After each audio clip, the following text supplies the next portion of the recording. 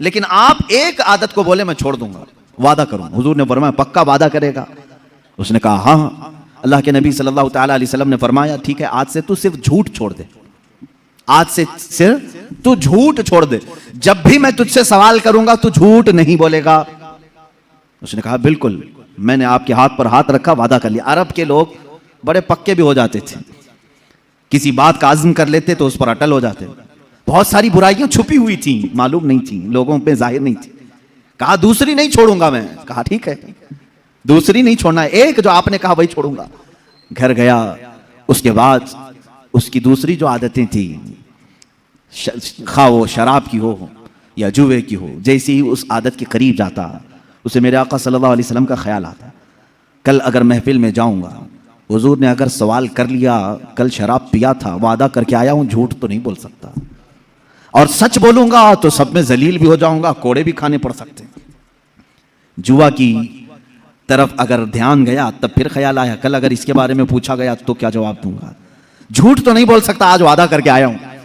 एक रात में हर बुराई का ख्याल करता रहा और फिर मेरे मुस्तफ़ा का भी ख्याल आता रहा। दूसरे दिन वो सुकून की नींद सोकर आया, बारगाह मुस्तफ़ा सल्लल्लाहु अलैहि वसल्लम में हशाश बशाश तबीयत थी। जो झूठ नहीं बोलता वो बहुत सुकून से रहता है, उसकी तबीयत में घबराहट नहीं होती। हुजूर पाक सल्लल्लाहु तआला अलैहि वसल्लम की महफिल में आया और जो जो उसने सोचा था वही सवालात हुजूर ने किया भी। कहा कल ऐसा तो नहीं कि तूने शराब पिया? कहा या रसूल अल्लाह हरगिज नहीं पिया। जुआ खेला था? कहा हरगिज नहीं खेला। जितनी बुराइयों का हुजूर ने पूछा बिल्कुल निडर होकर के सच बात कहा और कहा ऐ मेरे मौला, तूने ऐसा रसूल भेजा, एक बुराई को मुझसे छुड़ाया, उसकी सदके में अल्लाह पूरी बुराइयां खत्म हो गई। ये जिंदगी का मेयार याद रखो, झूठ उम्मुल खबाइस है, बुराइयों की मां है।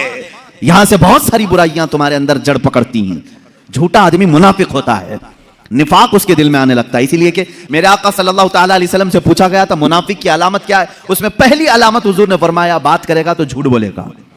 यहां आज लोगों की आदत सी पड़ गई है और कसमें खाते हैं उस पर, झूठ पर फिर कसम भी खाते हैं, माँ की कसम, बाप की कसम, खुदा की कसम, मुआज़ल्लाह। मेरे अजीजों, तुम ये सोचते होंगे कि जुबान से निकला है क्या, होना क्या है?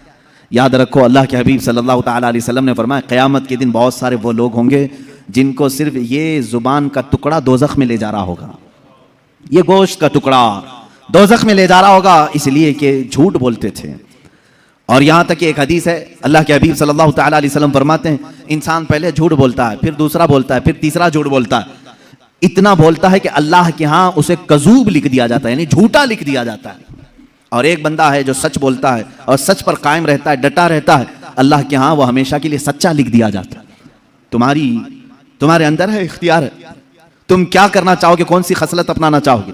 और झूठ दोज़ख की तरफ ले जाता है, सच जन्नत की तरफ ले जाता है। ये अखलाक है मेरे आका सल्लल्लाहु अलैहि वसल्लम के कि पूरी जिंदगी ये पाक कभी आपने जुबान से झूठ का लफ्ज तक नहीं निकाला। और वादा खिलाफी, मैं अखलाक गिनाता जाऊंगा मेरे अजीजों। अल्लाह के हबीब सल्लल्लाहु तआला अलैहि वसल्लम के अखलाक की करीमाना बहुत आला है, बहुत आला है। जिसमें हल्का सा भी नक्स हो, ऐब हो, वो हुजूर की जिंदगी में आया ही नहीं। तेरे तो वस्फ ऐब तनाही से हैं बरी, आला हज़रत ने फरमाया तेरे तो वस्फ ऐब तनाही, कहते हैं बहुत हल्का ऐब, ऐब तनाही, बहुत हल्का ऐब जिसको बुरा कहा जा सकता है, वो भी हुजूर की जिंदगी में नहीं आया। तेरे तो वस्फ ऐब तनाही से हैं बरी, हैरान हूं मेरे शाह मैं क्या क्या कहूं तुझे। आका आपकी जिंदगी पाक में एक हल्का सा सुई के नाके के बराबर भी बुरा अखलाक आया नहीं, कोई बुरी आदत नहीं आई। बुरी आदतें जिसको आज भी बुरा कहा जाता है वो अल्लाह के नबी सल्लल्लाहु अलैहि वसल्लम की जिंदगी में कभी नहीं सुनोगे। आप सच के पैकर थे, वादा वफाई में मुकम्मल थे। यहां तक कि हुजूर पाक सल्लल्लाहु तआला अलैहि वसल्लम जब किसी को वादा करते तो इतना ईफाए अहद का एहतमाम फरमाते थे, वादा वफाई का, कि जहां जिसको कह दिया। एक मरतबा बाजार में किसी शख्स ने कहा कि मैं आ रहा हूं, आप रुके रहे हैं। आपने कहा हाँ मैं तेरे इंतजार में रुकता हूं। वो गया और भूल ही गया, पूरा दिन गुजर गया, वो आया ही नहीं। मेरे आका सल्लल्लाहु तआला अलैहि वसल्लम वहीं खड़े रहे, वहीं रह गए। काफी वक्त के बाद, वो तो भूला हुआ शख्स था, कई लोग आए, कहा अल्लाह के नबी सल्लल्लाहु तआला अलैहि वसल्लम यहीं खड़े रहते हैं। कहा एक शख्स ने मुझसे कहा था और मैं उसके आने का इंतजार कर रहा हूं, मैंने वादा किया था। वो तो भूल गया। वापस जब आया तो मेरे आका सल्लल्लाहु तआला अलैहि वसल्लम को उसी मकाम पर पाया, बहुत रोया। अल्लाह के नबी सल्लल्लाहु अलैहि वसल्लम ने उस शख्स से कहा ऐ बंदे, मैं अल्लाह की तरफ से अखलाक आली, अजीम अखलाक को पूरा करने के लिए दुनिया में आया हूं। और मैं कभी वादा वफाई नहीं करता, वादे के खिलाफ नहीं करता। एक साहबी वो मुशरिकीन में से आकर के हुजूर सल्लल्लाहु ताला अलैहि वसल्लम की बारगाह में ईमान लाए। वो ईमान वाले नहीं थे, पहले काफिरों की सोहबत में। काफिरों ने भेजा था हुजूर सल्लल्लाहु अलैहि वसल्लम के पास हालात देखने के लिए कि देख करके आओ। तो इन्होंने कहा था मैं 3 दिन के अंदर लौट आऊंगा। वो मदीने आए लेकिन अपना दिल दे बैठे, आए थे जासूसी करने के लिए। वो हुजूर अकरम सल्लल्लाहु अलैहि वसल्लम के अखलाक से मुतासिर वो ईमान लाए। उन्होंने कहा या रसूल अल्लाह सल्लल्लाहु अलैहि वसल्लम, अब मैं उस कुफार और मुशरिकीन की गलाजतों वाले इलाके में हरगिज नहीं जाऊंगा, मैं नहीं जाना चाहता। ईमान की बहारें मदीने में हैं, अखलाक आली यहाँ पर है। अल्लाह के नबी सल्लल्लाहु अलैहि वसल्लम ने फरमाया मैं वादा खिलाफी करने वालों के साथ नहीं रहता। तुम अपनी जमात वालों से वादा करके आए थे, तुम पलट जाओ उनके पास, जाओ उनके पास, फिर अगर तुम्हारा दिल करे तो वापस फिर मदीने आ जाना। मुशरिकीन से वादा किया हुआ था उन्होंने, दुश्मनाने रसूल से उन्होंने वादा किया था अपने ईमान लाने से पहले। अल्लाह के नबी सल्लल्लाहु अलैहि वसल्लम ने फरमाया जाओ पहले अपने उस वादे को पूरा करके फिर वापस आओ। वादा मुकम्मल करना यह अल्लाह के हबीब सल्लल्लाहु ताला अलैहि वसल्लम के आली सिफात में से। यहां कहा जाता है कितने वादे होते हैं और किससे किससे वादे किए जाते हैं, सब तोड़ दिए जाते हैं, भुला दिए जाते हैं। ऐ मेरे अजीजों, कुरान पाक में 3 वादों का जिक्र भी आया है। एक अंबिया से अल्लाह ने वादा लिया है, दूसरे उलमा से अल्लाह ने एक वादा लिया है, और तमाम मखलूक से भी अल्लाह ने एक वादा लिया है। अंबिया से वादा क्या था? अल्लाह ने फरमाया कि ऐ तमाम गिरोह अंबिया, जब मेरा आखिरी रसूल दुनिया में आए, अगर वो तुम्हारी किसी की जिंदगी में आए तो तुम सब के सब उस पर ईमान लाना। किनसे वादा लिया था अल्लाह ने? अंबिया से। एक वादा ये है, और अल्लाह ने उनसे इकरार करवाया था। क्या तुम इकरार करते हो इस बात का कि जब मेरा रसूल आएगा तुम उस पर ईमान लाओगे, उसकी मदद करोगे? सारे नबियों ने कहा हाँ हम इकरार करते हैं। एक वादा ये। दूसरा, उलमा जो दुनिया में आलिम बनकर आने वाले, इनकी रूहों को भी अल्लाह ने, इनकी रूहों से भी अल्लाह ने वादा लिया। क्या? क्या उलमा की जमात जब तुम दुनिया में जाओगे तो सिर्फ हक बयान करोगे। लतुबय्यिनुन्नहु लिन्नास वला तक्तुमूनहु, कोई भी हक बात छुपाओगे नहीं। उलमा ने भी वादा किया है अल्लाह से। और फिर सारी मखलूक, सारे इंसान, इनसे भी एक अल्लाह ने वादा लिया। क्या? अलस्तु बिरब्बिकुम, सारी रूहों से अल्लाह ने पूछा था क्या मैं तुम्हारा रब नहीं हूं? सबों ने कहा था अल्लाह क्यों नहीं, तू ही हमारा रब है। अल्लाह ने पूछा क्या तुम इसी वादे पर कायम रहोगे?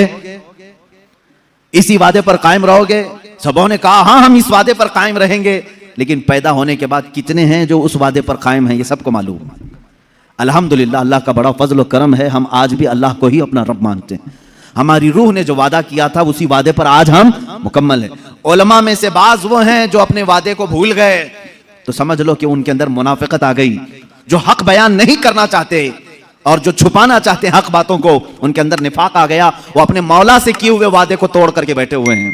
और अंबिया कराम तो वादा खिलाफी कर ही नहीं सकते। मेरे अजीजों, कुरान में ये 3 वादों का जिक्र आया है। अब आपकी जिंदगी में अभी अगर कभी किसी से वादा किया तो याद रख लेना, मोमिन का वादा ये अल्फाज की फेंकाई नहीं है, ये जुबान की इसी तरह चलाए हुए तीर नहीं है। मोमिन का किया हुआ वादा पत्थर की लकीर से ज्यादा मजबूत होना चाहिए कि अगर मैंने कहा है तो उसको करके दिखाऊं, और अगर नहीं हो सकता तो वादा भी ना करें, वादा भी ना करें।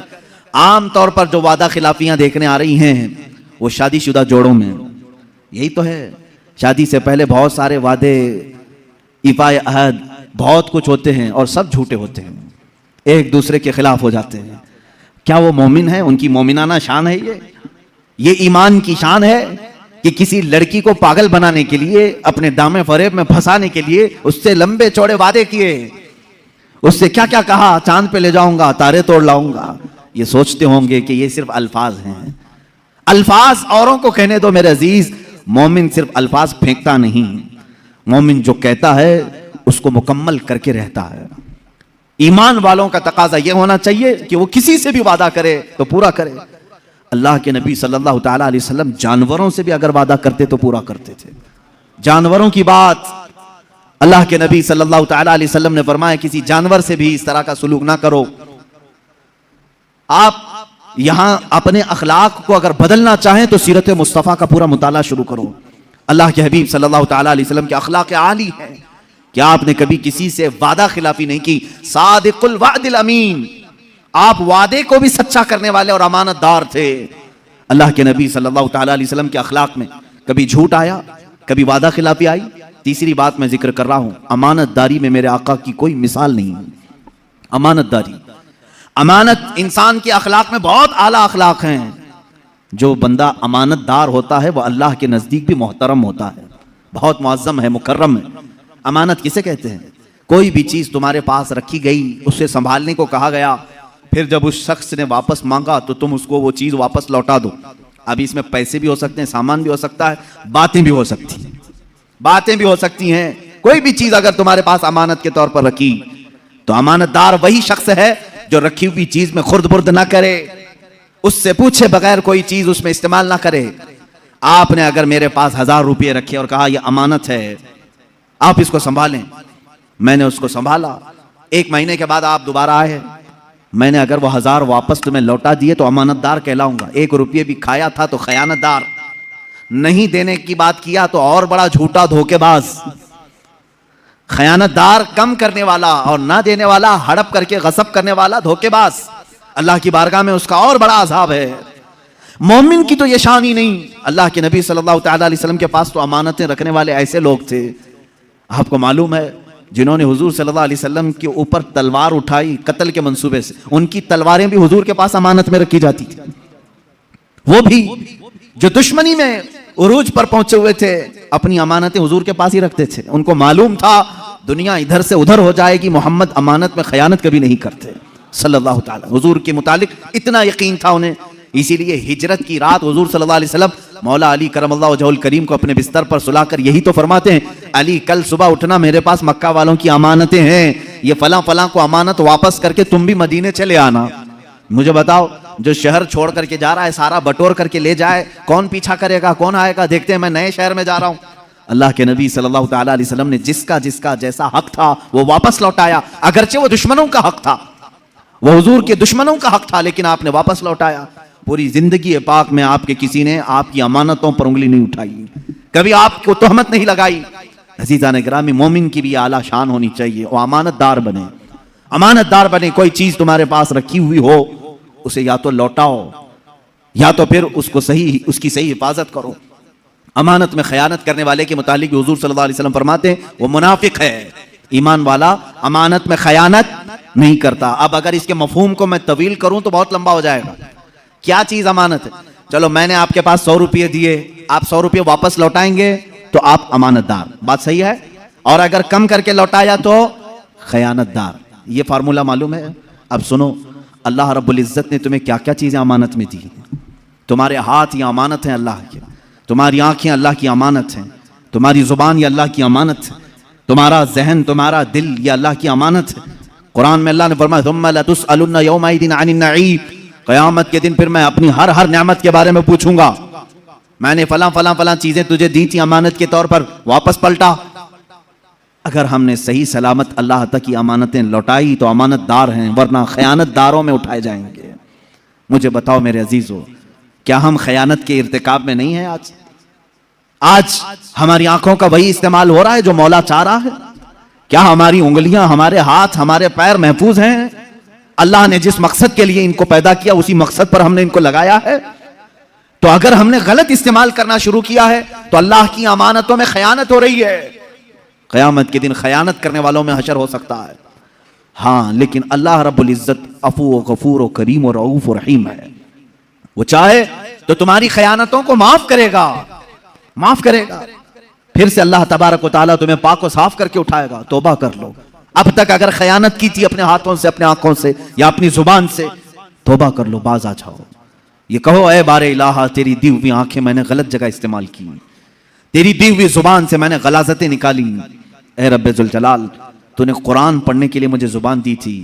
कुरान में कहा था वक़ूलु लिन्नासि हुस्ना, लोगों से अच्छी अच्छी बातें करो, लेकिन जुबान खुलती थी तो गाली गलोच भी आई, झूठ भी आया, गीबत भी आई, चुगली भी आई, गाने बजाने भी आए। ये तमाम चीजों से अपनी जुबान को गलीज कर लिया, अमानत में खयानत हो गई। लेकिन याद रखो, जब किसी बंदे को ये एहसास हो जाए कि मैंने अल्लाह की अमानतों में खयानत किया है तो फौरन पलट आए अल्लाह की बारगाह में। इसलिए कि रब तआला फरमाता है अब भी हमारा दर रहमत खुला है, तुम्हारी खयानतों को अल्लाह माफ करेगा, अल्लाह माफ फरमाएगा।